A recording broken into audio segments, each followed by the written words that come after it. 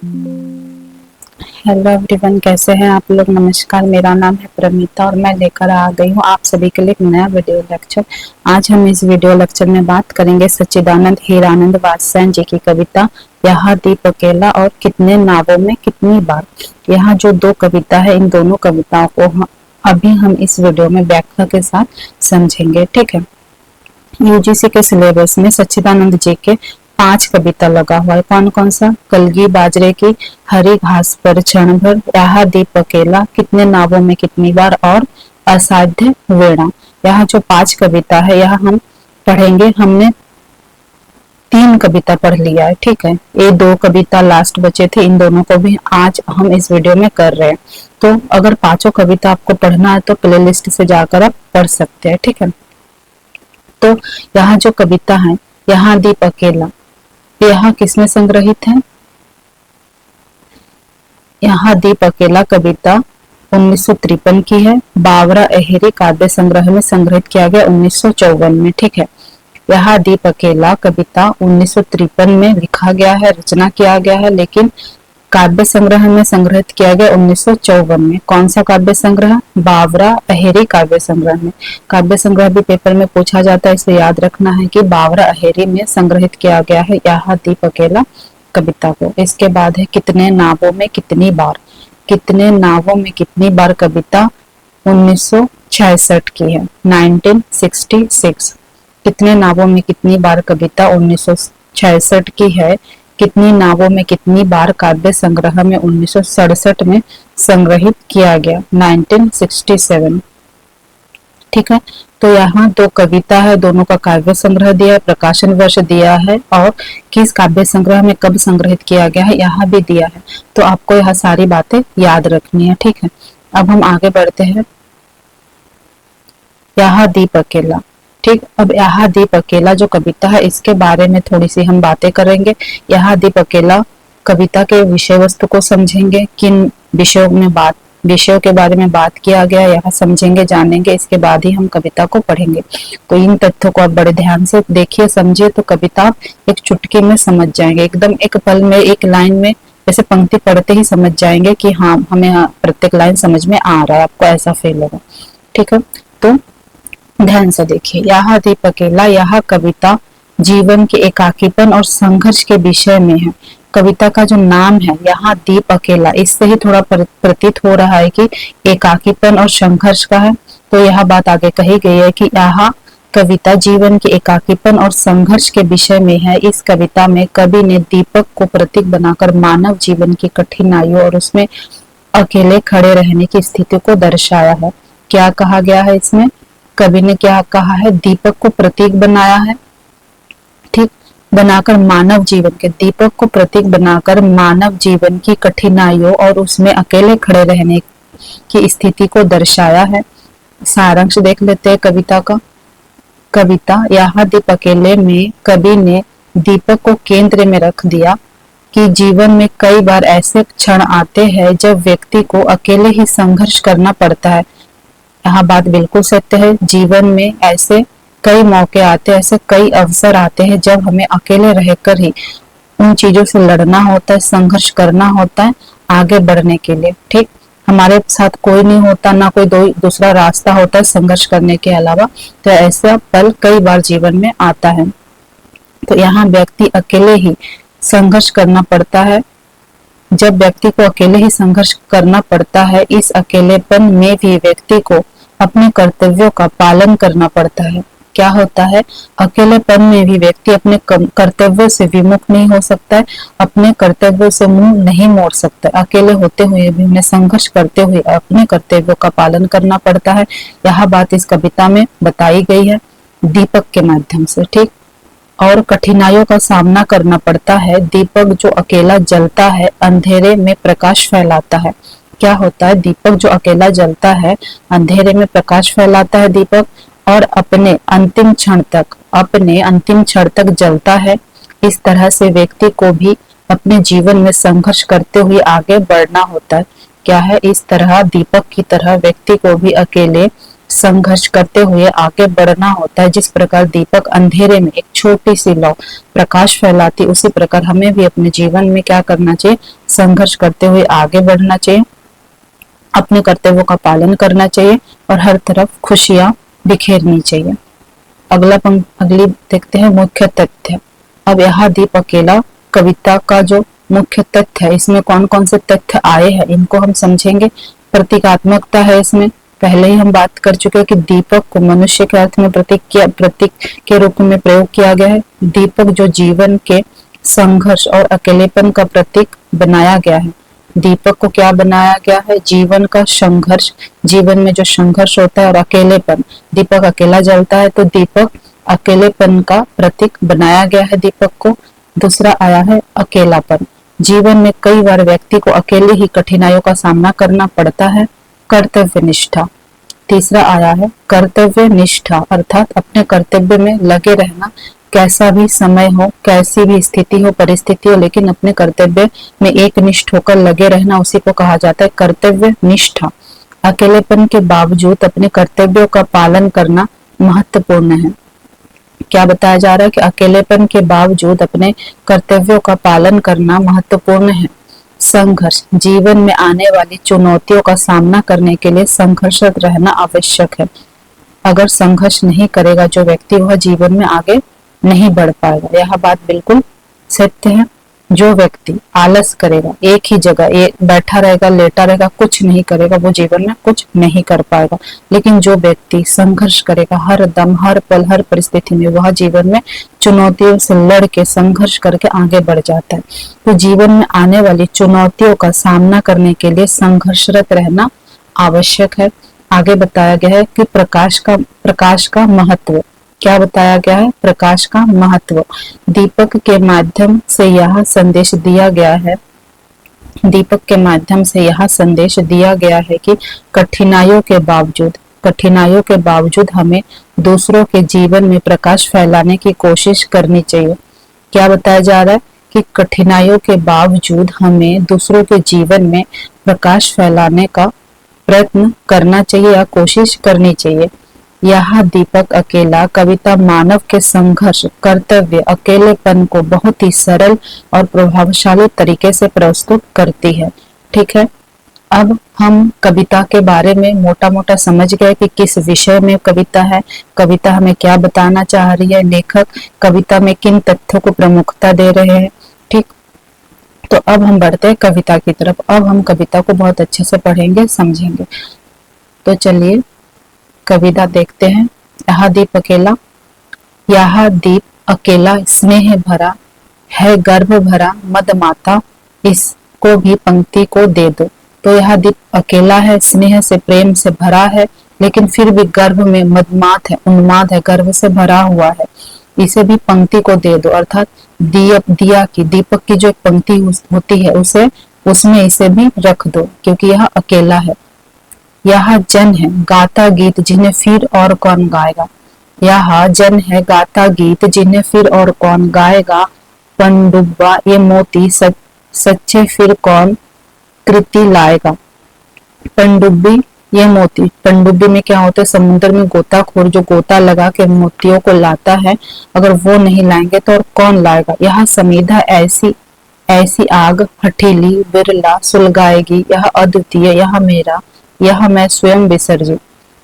यह समीधा क्या होता है, यज्ञ के समय समीधा डाला जाता है, घी डाल के, वह बिल्कुल सूखा होता है, आग जलाने के लिए होता है। तो यह समीधा ऐसी आग हठीला बिरला सुलगाएगा, यह अद्वितीय, यह मेरा, यह मैं स्वयं विसर्जित। आगे, यह दीपक अकेला स्नेह भरा है, गर्भ भरा मदमाता, इसको भी पंक्ति को दे दो।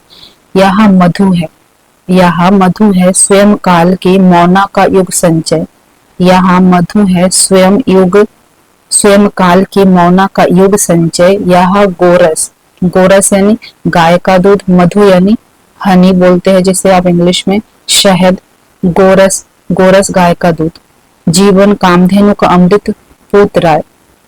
क्या होता है कि मधु जो है स्वयं काल की मौना का युग संचार कहा गया है, और गोरस को जीवन कामधेनु का अमृत पूत पेय कहा गया है। यह अंकुर जो मिट्टी फोड़ के छोटा सा पौधा निकलता है, बिल्कुल छोटा होता है, उसे क्या कहा जाता है? अंकुर कहा जाता है। तो यह अंकुर फोड़ धरा को रवि को ताकता निर्भय। अंकुर धरती को फोड़ के बाहर निकल के निर्भय होकर रवि को, सूर्य को ताक रहा है। यह प्रकृति स्वयंभू ब्रह्म अयुतः, इसको भी शक्ति को दे दो। यह प्रकृति की है, स्वयंभू है, ठीक, स्वयं का विकास करने वाला है, ब्रह्म अयुत है, इसको भी शक्ति को दे दो।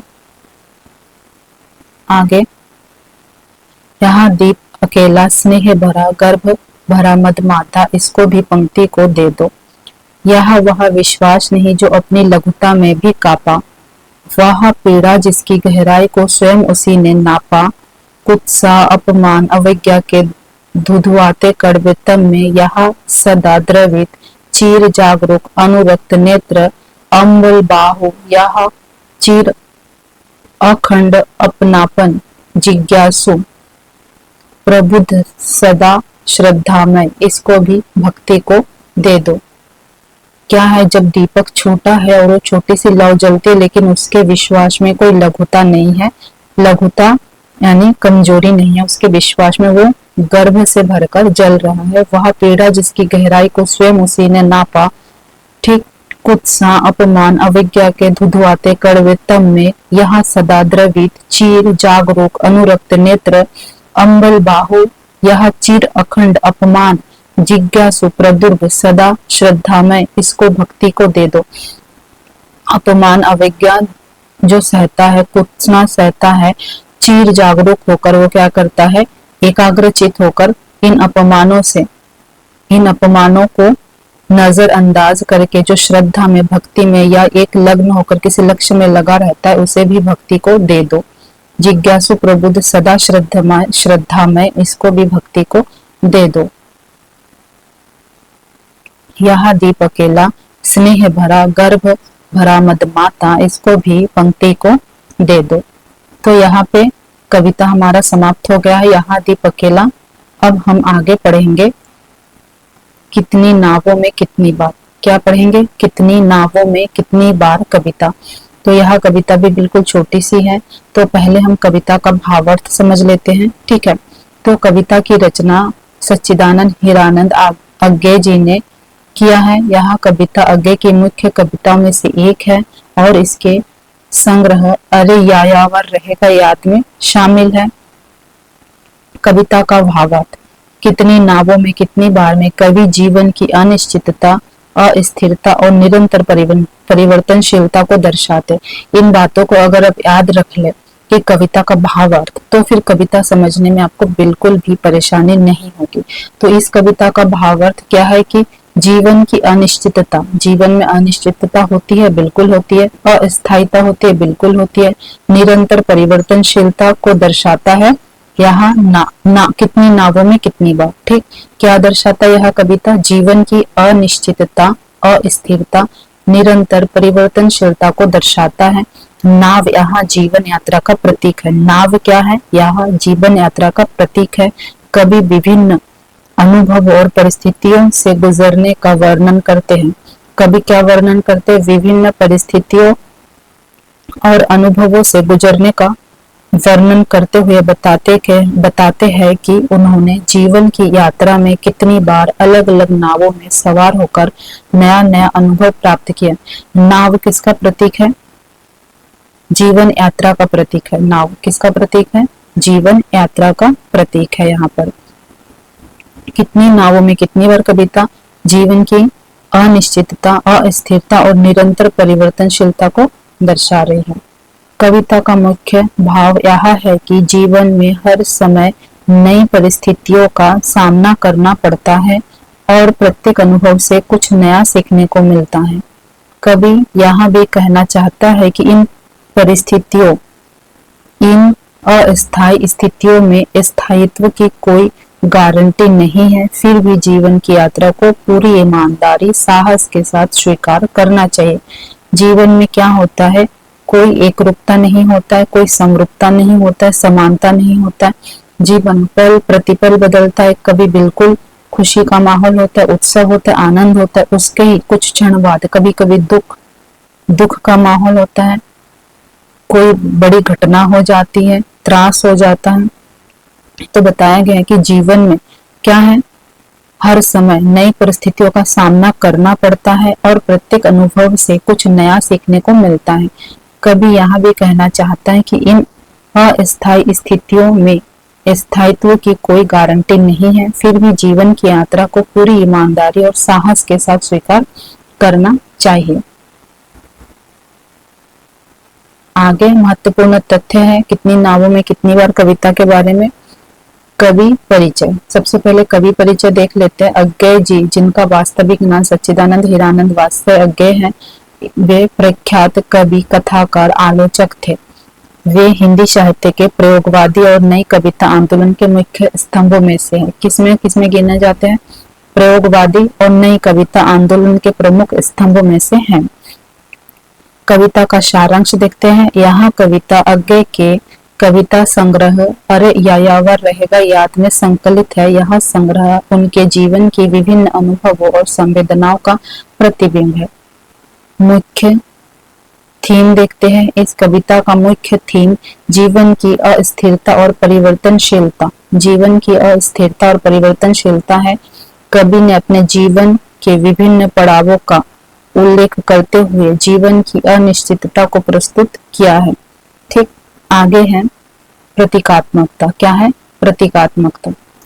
कविता में नाव का प्रतीकात्मक प्रयोग जीवन की यात्रा को दर्शाने के लिए किया गया है। नाव का प्रयोग क्यों किया गया है? जीवन की यात्रा को दर्शाने के लिए किया गया है। अलग अलग नावों में सवार होना अलग अलग जीवन के अनुभवों को प्राप्त करने का प्रतीक है। अब हम कविता पे आ जाएंगे। कविता देखते हैं। कितनी दूरियों से कितनी बार, कितनी दूरियों से कितनी बार, कितनी डगमग नावों में बैठकर मैं तुम्हारी ओर आया हूँ। ओ मेरी छोटी सी ज्योति, कभी कुहासे में तुम्हें ना देखता भी, पर कुहासे की ही छोटी सी रूपहली झलमली में पहचानता हुआ तुम्हारा ही प्रभा मंडल। कितनी बार मैं धीर, आश्वस्त, आक्लांत, ओ मेरी अनबुझे सत्य, कितनी बार। कभी यहाँ पे कह रहे हैं कि मैंने अलग अलग नावों में बैठकर अर्थात अलग अलग यात्रा करके, अलग अलग प्रकार से यात्रा करके तुम्हारी ओर आने की कोशिश की है। छोटी सी ज्योति को संबोधित करते हैं। ज्योति क्या हो सकता है? कोई लक्ष्य हो सकता है, कोई व्यक्ति हो सकता है, कोई स्त्री हो सकती है। कभी कुहासे में तुम्हें ना देखा भी, पर कुहासे की छोटी सी रूपली झलमल में पहचानता हुआ तुम्हारा ही प्रभा मंडल। कुहासे में रूपहली झलमल में पहचानता हुआ तुम्हारा ही प्रभा मंडल। कितनी बार मैं धीर, आश्वस्त, आकलंत, ओ मेरी अनबुझे सत्य, कितनी बार। आगे देखते हैं। और कितनी बार कितने जगमग जहाज, कितनी बार कितने जगमग जहाज मुझे खींच कर ले गई है। कितनी दूर किन पराये देशों की बेदर्द हवाओं में, जहां नंगे अंधेरों को और भी उघाड़ता रहता है एक नंगा तीखा निर्मम प्रकाश, जिसमें कोई प्रभामंडल नहीं बनते, केवल चौंधियाते हैं तथ्य तथ्य तथ्य, सत्य नहीं अंतहीन सच्चाई। कितनी बार मुझे खिन्न, विकल, त्रस्त, कितनी बार। इस पंक्ति में कभी कह रहा है कि वो उस लक्ष्य की ओर या उस स्त्री की ओर, प्रेमिका की ओर जो ज्योति है उसकी ओर बढ़ते बढ़ते वो कितनी ही बार, कितनी ही यात्रा की है। और यात्रा करते हुए कई बार वो ऐसे जगह में चले गए जो उन्हें बिल्कुल अच्छा नहीं लगा। पराये देश में चले गए जहाँ का माहौल उन्हें अच्छा नहीं लगा, जहाँ नंगे अंधेरों को भी उघाड़ता रहता एक नंगा तीखा निर्मम प्रकाश, जिसमें कोई प्रभामंडल नहीं बनता, केवल चौंधियाते हैं तथ्य तथ्य तथ्य, सत्य नहीं अंतहीन सच्चाइयां। कितनी बार मुझे खिन्न, और कभी इन चीजों से कई बार खिन्न भी हो गए। कितनी बार खिन्न, विकल, त्रास्त, कितनी बार। तो यहाँ पे हमारा कविता समाप्त हो गया। हमने दोनों कविताओं को पढ़ा है और दोनों कविता का सारांश, मुख्य तथ्य को समझा है, कविता को समझा है। तो आपको कैसा लगा क्लास जरूर बताना, कमेंट करके लाइक जरूर कर देना और चैनल को सब्सक्राइब कर लेना। Thank you so much.